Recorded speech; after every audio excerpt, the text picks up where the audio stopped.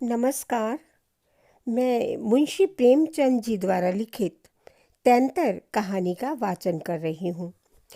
तैंतर कहानी में प्रेमचंद जी ने वही लिखा जो उन्होंने अपने समाज में देखा था।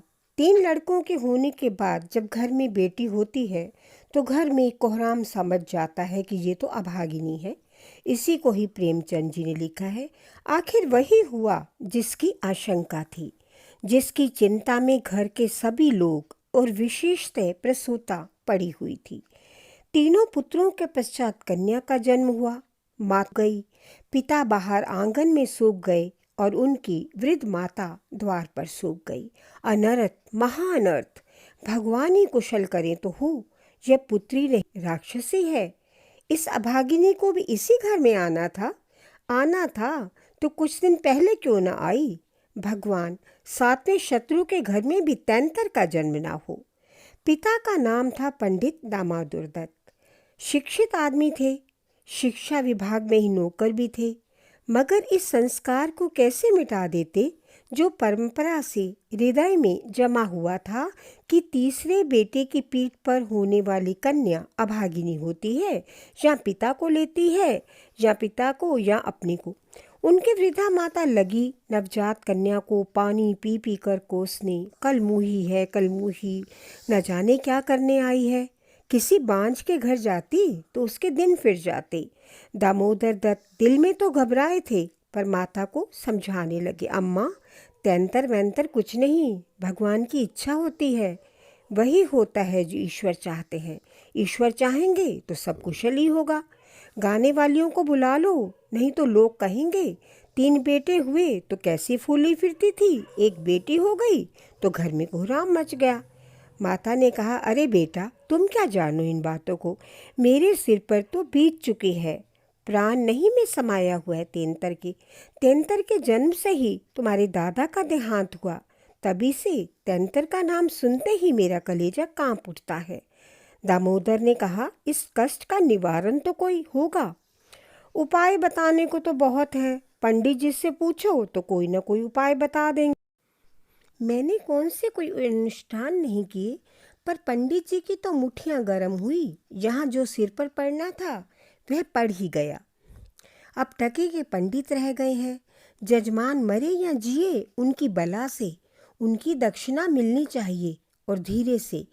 लड़की दुबली पतली भी नहीं है, तीनों लड़कों से रिष्ट पुष्ट है। बड़ी बड़ी आंखें हैं, पतले पतले लाल होंठ है जैसे गुलाब की पत्ती, गोरा चिट्टा रंग है, लंबी सी नाक है, कलमुही।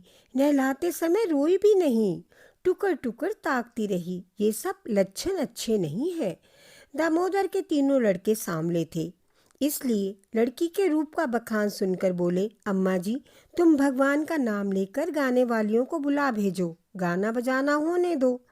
माता जी, तो हुलसता भी नहीं है क्या? जी, तो हुलसता भी नहीं है। दामोदर, गाना ना होने से कष्ट का निवारण तो होगा नहीं। हो जाएगा, मगर इतने सस्ते जान छूटे तो ना कराओ गाना। माता बोली, बुलाए लेती हूँ बेटा, जो कुछ होना था हो गया। इतने में दाई ने सौर में से पुकार कर कहा, बहू जी कहती हैं गाना वाना कराने का काम नहीं है। माता, भला उससे कहो चुप बैठी रहे, बाहर निकलकर मनमानी करेगी। 12 ही दिन है, बहुत दिन नहीं है। बहुत इतराती फिरती थी। मर्दों की बातें सुनकर वही रट लगाने लगी है। अब चुप कर बैठती क्यों नहीं? मैं तैंतर को अशुभ नहीं मानती, पर सब बातों में मेमों की बराबरी करती है। यह कहकर माताजी ने नाइन को भेजा कि जाकर गाने वालियों को बुला ला। पड़ोस में भी कहती आना। सवेर होते ही बड़ा लड़का सोकर उठा, आंखें मलता हुआ दादी से पूछने लगा, बड़ी अम्मा, कल अम्मा को क्या हुआ? लड़की तो हुई है। बालक खुशी से उछला, ओहो, पैजनिया पहनकर छुन छुन चलेगी, जरा मुझे दिखा दो दादी जी। माता, अरे क्या सौर में जाएगा, पागल हो गया क्या है? लड़की की उत्सुकता न मानी, सौर के द्वार पर खड़ा हो गया और बोला, अम्मा, जरा बच्ची को मुझे दिखा दो। दाई ने कहा, बच्ची अभी सोती है, जरा दिखा दो ना गोद में लेकर। दाई ने कन्या को दिखा दिया तो वहाँ से दौड़ता हुआ अपने छोटे भाइयों के पास पहुँचा और उन्हें खुशखबरी सुनाई। एक ने कहा, नन्ही सी होगी। बड़ा, बिल्कुल नहीं नन्ही सी, जैसे बड़ी गुड़िया हो ऐसी गोरी है। क्या किसी साहब की लड़की होगी? यह लड़की मैं लूँगा। सबसे छोटा बोला, हमको भी दिखा दो। तीनों मिलकर लड़की को देखने गए और वहाँ से बगलें बजाते उछलते कूदते बाहर आए। देखो कैसी है, कैसे आंखें बंद किए बैठी है। छोटा, हमें भी दे दो। बड़ा, खूब द्वार पर बारात आएगी, हाथी घोड़े बाजे आतिशबाजी। मझला और छोटा बहुत खुश हो रहे थे। छोटा बोला, हम भी पूल लेंगे। छुट्टी भी हुई, छठी भी हुई, बरही भी हुई। गाना बजाना खाना पिलाना सब कुछ हुआ, पर रस्में पूरी करने के लिए दिल से कहीं खुशी नहीं थी। लड़की दिन दिन दुर्बल और अस्वस्थ होती जाती थी। माँ उसे दोनों वक्त अफीम खिला देती। बालिका दिन रात नशे में बेहोश पड़ी रहती। जरा सा नशा उतरता तो भूख से विकल होकर रोने लगती। उसकी माँ को चुपड़ी दूध पिलाकर अफीम खिला देती। आश्चर्य की बात थी कि अब उसकी छाती से दूध भी नहीं उतरा। यूं भी उसे दूध देर से उतरता था, पर लड़कों की बेर तो उसे दूधवर्धक औषधियाँ खिलाई जाती थी और शिशु को बार बार उसकी छाती से लगाया जाता, यहाँ तक कि दूध उतर ही आता था। पर अब तो ये आयोजनें भी ना की गई। फूल सी बच्ची कुम्हलाती जाती। माँ ने तो कभी उसकी ओर ताका भी ना था। नाइन कभी कभी चुटकियाँ बजाकर चुमकारते शिशु के मुख पर ऐसी दयनीय, ऐसी करुण वेदना अंकित दिखाई देती कि वो आंखें पोंछती हुई चली जाती।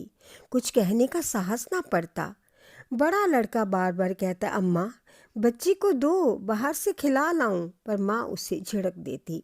इसी तरह 3-4 महीने बीत गए। एक दिन दामोदर दत्त रात को पानी पीने उठे। उन्होंने देखा कि बालिका जाग रही है। सामने ताक पर मीठे तेल का दीपक जल रहा था। लड़की टकटकी बांधे उसी दीपक की ओर देखती थी। अपना अंगूठा चूसने में मगन थी। चुप चुप की आवाज़ सुनकर उसका मुख मुरझाया हुआ था, पर वह रोती ना थी, ना हाथ पैर फेंकती थी। बस अंगूठा पीने में मग्न थी, मानो उसमें सुधा रस भरा हुआ हो। वह माता के स्तनों की ओर मुंह भी नहीं फेरती थी, मानो उसका उन पर कोई अधिकार है ही नहीं। उसके लिए वहाँ कोई आशा नहीं थी। बाबू साहब को उस पर दया आई। इस बेचारी का इसमें कोई दोष नहीं है। इसकी माता कुछ भी कहे, उसका क्या अपराध है? हम कितनी निर्दयता कर रहे हैं, जो कुछ कल्पित अनिष्ट के कारण इसका इतना तिरस्कार कर रहे हैं। मानो कि कुछ अमंगल हो भी जाए तो क्या उसके भय से इसके प्राण ले लिए जाएंगे? अगर अपराधी है तो मेरा प्रारब्ध है।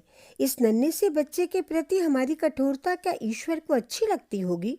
उन्होंने गोद में उठा लिया, उसका मुख चूमने लगे। लड़की को कदाचित पहली बार सच्चे स्नेह का ज्ञान हुआ। वह हाथ पैर उछाल कर गूं गूं करने लगी और दीपक की ओर हाथ फैलाने लगी, मानो उसे जीवन ज्योति मिल गई। प्रातःकाल दामोदर दत्त ने लड़की को गोद में उठा लिया और बाहर लाए। स्त्री ने बार बार कहा, उसे पड़ी रहने दो, ऐसी कौन सी बड़ी सुंदर है अभागिन, रात दिन तो प्राण खाती है, मर जाए तो जान छोड़ जाए। लेकिन दामोदर दत्त ने न माना। उसे बाहर लाए और बच्चों के साथ खिलाने लगे। उनके मकान के सामने थोड़ी सी जमीन पड़ी हुई थी, जहाँ पड़ोस की एक बकरी आकर चरा करती थी। उस समय भी वह चर रही थी। बाबू साहब ने बड़े लड़के से कहा, सिद्धू जरा उस बकरी को तो पकड़ो और इसे दूध पिलाएं, शायद भूखी है बेचारी। देखो तुम्हारी नन्ही सी बहन है, इसे रोज हवा में खिलाया करो। सिद्धू को दिल लगी हाथ आई। उसका छोटा भाई भी दौड़ा। दोनों ने घेर कर बकरी को पकड़ा, उसका कान पकड़े हुए सामने ले आए। पिता ने शिशु का मुंह बकरी के थन में लगा दिया। लड़की चुबलाने लगी और एक क्षण में दूध की धार उसके मुंह में जाने लगी, मानो टिमटिमाते दीपक में तेल पड़ जाए।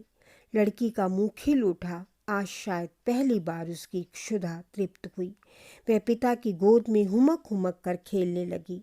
लड़कों ने भी उसे खूब नचाया। उस दिन से सिंधु को मनोरंजन का एक नया विषय मिल गया। बच्चों को बालकों से बहुत प्रेम होता है। वह बड़े गंभीर भाव से अपने साथियों को उसे ले जाकर दिखाता, सिंधु ताक में लगा देता। कभी कभी दिन में 2-2, 3-3 बार उसे बकरी का दूध पिलाता।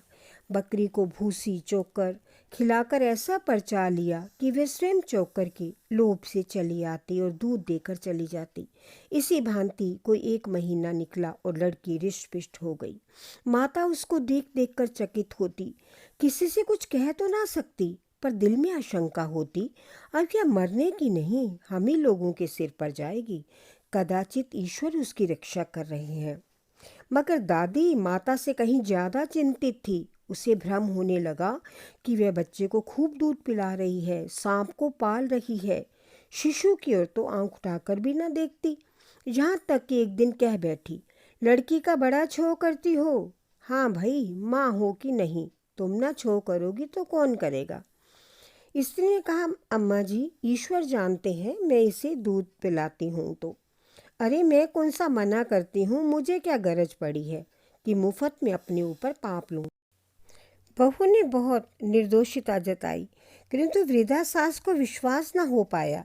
उसने समझा कि मेरी शंका को निर्मूल समझती है, मानो इस मुझे बच्ची से कोई बैर है। उनके मन में ये भाव अंकुरित होने लगा, किसी कुछ हो जाए तब यह समझे कि मैं झूठ नहीं कहती। वह जिन प्राणियों को अपने प्राणों से भी अधिक समझती थी, उन्हीं लोगों के अमंगल की कामना करने लगी, केवल इसलिए कि मेरी शंकाएं सत्य हो जाए। वह यह तो नहीं चाहती थी कि कोई मर जाए, पर इतना अवश्य चाहती थी कि किसी के बहाने में चेता दूं कि देखा, तुमने मेरा कहा ना माना, यह उसी का फल है। उधर सास की ओर से ज्यों ज्यों द्वेष भाव प्रकट होता, बहू का भी कन्या के प्रति स्नेह बढ़ता था।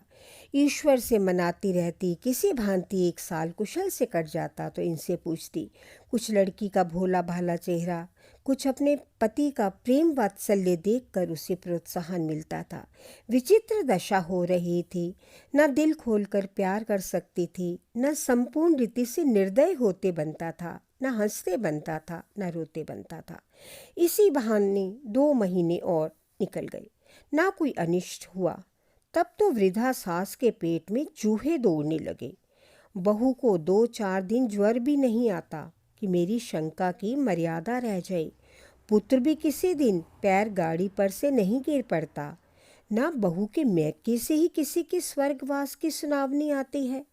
एक दिन दामोदर दत्त ने खुले तौर पर कह भी दिया, अम्मा, ये सब ढकोसला है। 73 लड़कियां क्या दुनिया में होती ही नहीं, तो सबके सब माँ बाप मर जाते। अंत में उसने अपनी शंकाओं को यथार्थ सिद्ध करने की एक तरकीब सोची। एक दिन दामोदर दत्त स्कूल से आए तो देखा अम्मा जी खाट पर अचेत पड़े हैं। स्त्री अंगीठी में आग रखे उनकी छाती सेंक रही है। कोठरी के द्वार खिड़कियां बंद हैं। घबराकर उसने कहा, अम्मा जी क्या दशा है। स्त्री ने कहा, दोपहर से ही कलेजे में एक शूल उठ रहा है, बेचारी बहुत तड़प रही हैं। दामोदर, मैं जाकर डॉक्टर साहब को बुला लाऊं ना, देर करने से रोग बढ़ जाएगा। अम्मा जी कैसी तबीयत है। माता ने आंखें खोली और कराहते हुए बोली, बेटा तुम आ गए हो, अब ना बचूंगी। हाय भगवान, अब ना बचूंगी। जैसे कोई कलेजे में बर्छी चुभा रहा है। ऐसी पीड़ा तो कभी ना हुई, इतनी उम्र बीत गई, ऐसी पीड़ा कभी ना हुई। स्त्री ने कहा, वह कलमुही छोकरी न जाने किस मनहूस घड़ी में पैदा हुई।